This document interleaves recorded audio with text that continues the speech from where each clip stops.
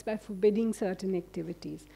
And they're less delays than discrete regulatory decisions. And particularly for emerging markets, we're talking about the need to reform the international financial architecture. There's kind of surges and sudden stops in capital flows that have affected emerging markets. And the G20 has not been able to address effectively. And this table just shows that the share of the taxes paid by the financial sector in corporate income taxes is very low. So it is an under-taxed sector. And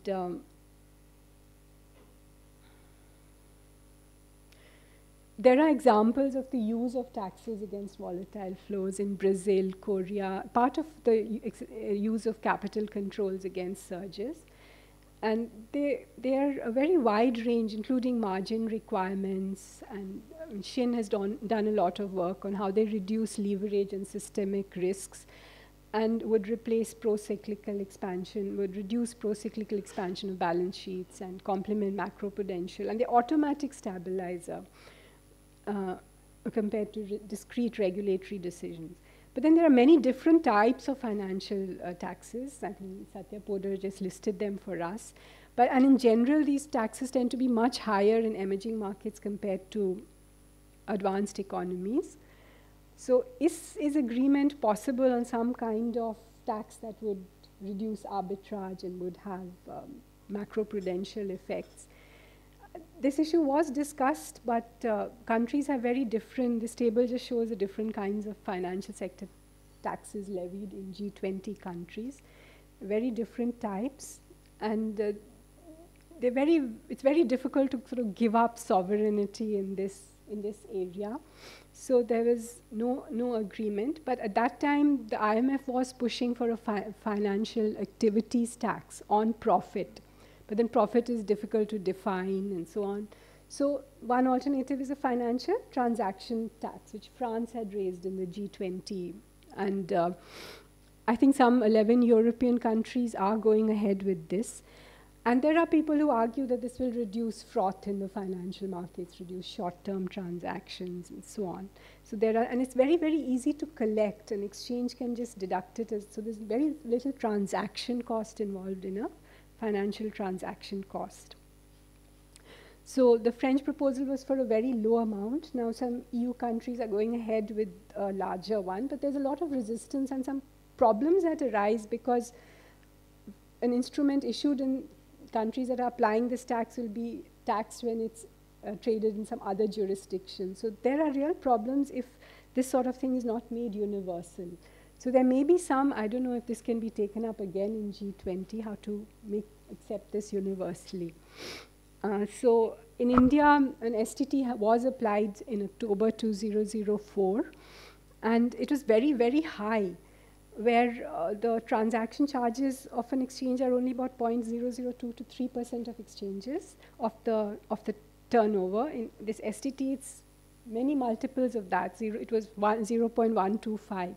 And then it also distorted the cash and the futures market because it was on premium, it was much lower. So Indian few derivatives markets really developed. So there are really complex issues involved here that you have to have equality, universality, not only across countries, but also across types of instruments and so on. So if there is some discussion on this, then it would imply a reduction in taxes in many emerging markets and a rise in advanced economies.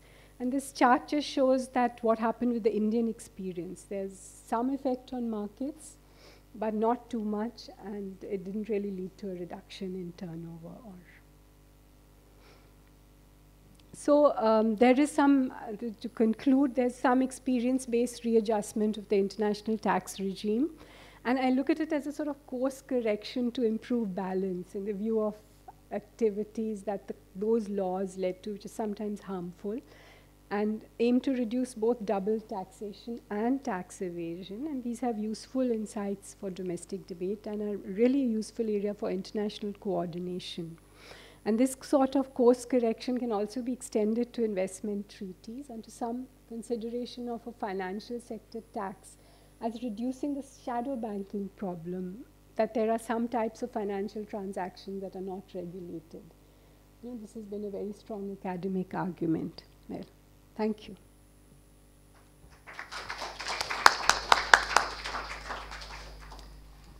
Thank you, Professor. My head is spinning. I don't know about people in the audience, not just from her presentation, but also those of the other two presenters. This is a difficult, complex area. I think Benjamin Franklin put it very pithily when he said there's only two things certain, death and taxes, I suppose. It's from what we just heard, I think I fear death much less. But coming to taxes, I will say just one line, and then I'll throw the topic open to all of you to ask questions and for the panelists to answer. The sense I get from the complexities, and I mean, there's sort of wheels within wheels within wheels within wheels of how both those who have to pay the tax and those who assist them within the law to try and minimize the tax. I think disclosure, just one word, disclosure by every entity which needs to pay taxes to indicate exactly what were the profits in whichever jurisdiction, and you have to compile them and provide them both in hard and soft copy. That itself, because when you talk about corporate taxes in India or elsewhere, 30% plus, but actual tax incidence is 16%, 22%, sometimes less, and so on. I think that itself will, at the level of the G20, perhaps it's already done, I don't know, but it can't have the force of law at a multilateral level, but it can shame people or embarrass people to indicate just how well they have managed their tax incidents. Okay. Thank you, all three panelists, for what were very detailed and insightful remarks. I know I was pushing you by sending little chits, 2 minutes left, 5 minutes left, that you could have elucidated better and in more detail if you had time. But now is the time for the audience, in case the panelists left you with some questions in your mind, to pose those questions to them. Please.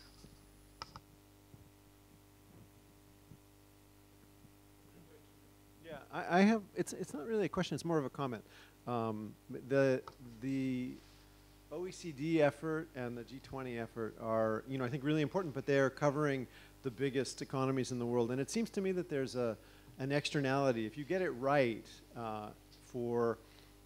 in the G20 process, right, which is broader than the OECD, if you get it right in a way that the interests of developing economies inside the G20 are addressed, then the interests of developing economies outside the G20, small countries in Africa, Nepal, where I also work, other countries like that, might also be addressed, because they face a lot of challenges. I say this partly because I remember watching from Uganda, where I was before I came to India, their interest in the Vodafone case, because they have similar issues of transfer of assets, offshore, and they don't have the power that India has to address them, right? So they were kind of hoping that India would maybe be successful. So I think there is a broader externality that goes beyond the G20 and the OECD that I think is really important to keep in mind. Thank you. Please.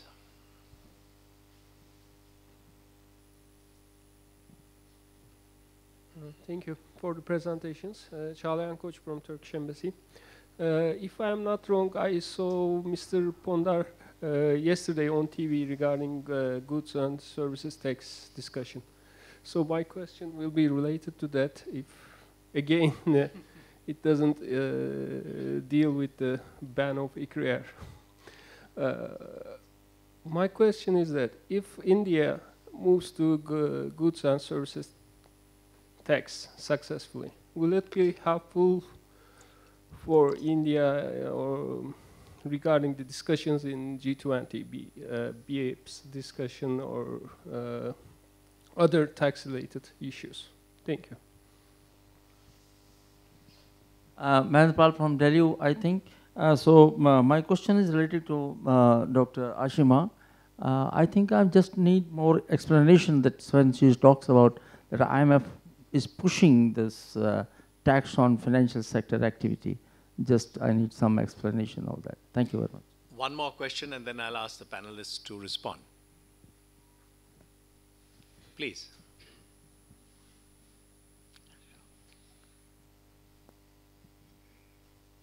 I have a simple comment relating to the interesting point made by Dr. Satya Pada regarding shifting profit through global production sharing. Not only labor and capital, but also different segments of the production process are shifting across countries. What I have found through my field work in Sri Lanka, Malaysia, and Thailand is that domestic import duty structure plays an important role in determining this type of profit shifting.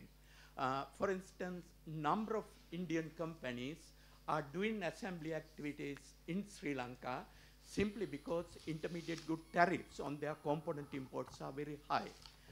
Therefore, they undertake assembly in Sri Lanka, but export goods to India under the FTA concessions. And I met some car component assemblers in Thailand doing the same thing. The point I want to make is that when you study profit shifting,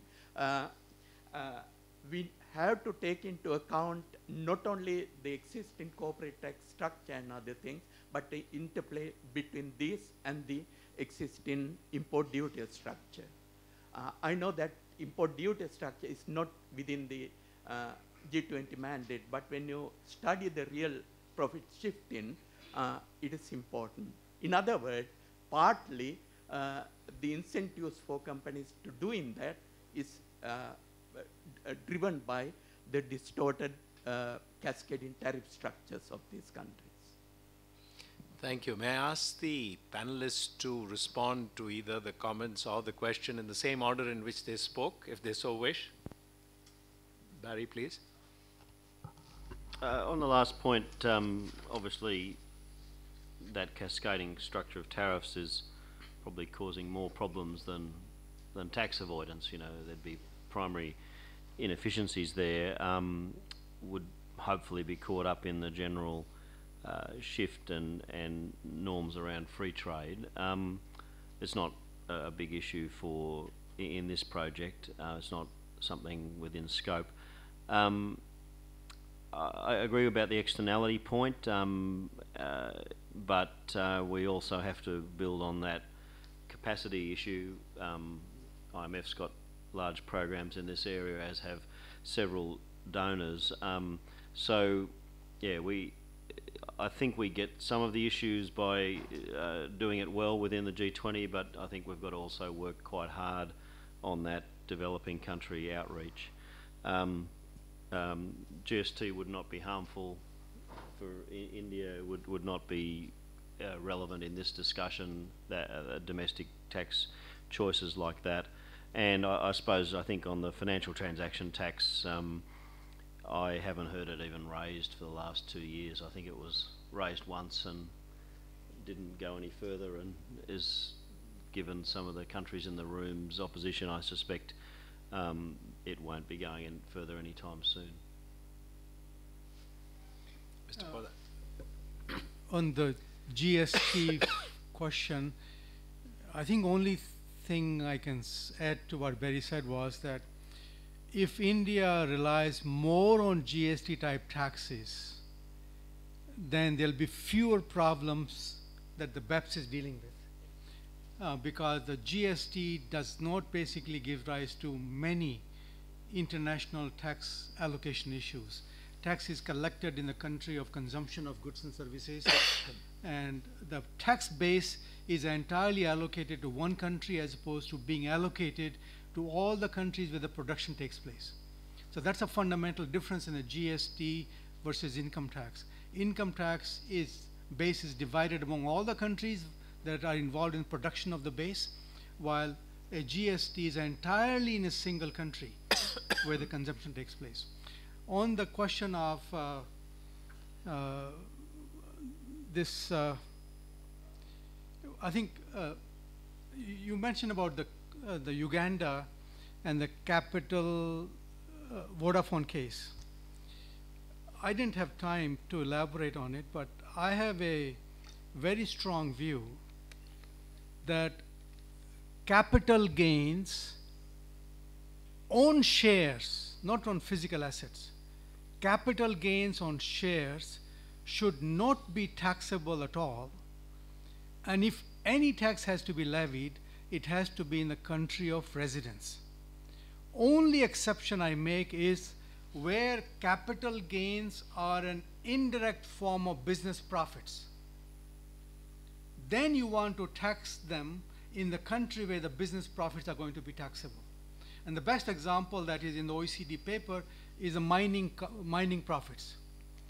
If companies try to divert the taxation of mining profits by creating a transaction in shares through high license fees or something else, there the capital gain are nothing but a disguised form of business profits. Now that's exactly what the US does, that's what Canada does, that's what even Australia does, that capital gains which are attributable to physical assets, land in particular, but the resource properties also, should be taxable. And in the OECD Model Convention, all the industrialized countries have adopted the view that the real estate and the physical assets and the resource property capital gains should be taxable in the country of source and not in the country of residence. Thank you. Professor? This taxation of the financial sector was an issue raised in G20 some years back. And that time, I think the IMF had made a presentation that it should be a financial activities tax or a financial profit tax applied uniformly. They were against a transaction tax because that tends to be passed on to consumers. But there was no agreement as Barry is saying, there was resistance. And the final conclusion in Seoul was that each country will apply its own tax. But that time the discussion was in the context of we'd just gone through a crisis and there was a lot of bailout of the financial sector, so the perspective was they should be paying part of this bailout, you raise taxes. But now the discussion in G20 is really about shadow banking and regulatory arbitrage. So, and as moving away from the Washington consensus saying that you can use some kinds of capital controls. So many countries are imposing some kind of taxes that have this prudential regulation purpose, and in some ways they're more effective than physical controls. So maybe in this context, shadow banking and financial sector regulation, reducing regulatory arbitrage between areas where you can have capital adequacy and where you can't, but you can tax transactions. It might be productive to take up, if there is some kind of simple universal tax, need not be a transaction tax. Whatever, there are many tax experts that could serve the purpose of reducing procyclicality and leverage in the financial sector and reducing these capital flows to emerging markets, the QE-based risk on, risk off, which has created a lot of costs for emerging markets. Thank you. Well, I think we have come to the end of this session. May I request all of you to give our three panelists a big hand for their presentations and answering the questions. So I bring the session to a close. I think we have done well. We have ended exactly at 5:30, which is what was the time prescribed. Thank you.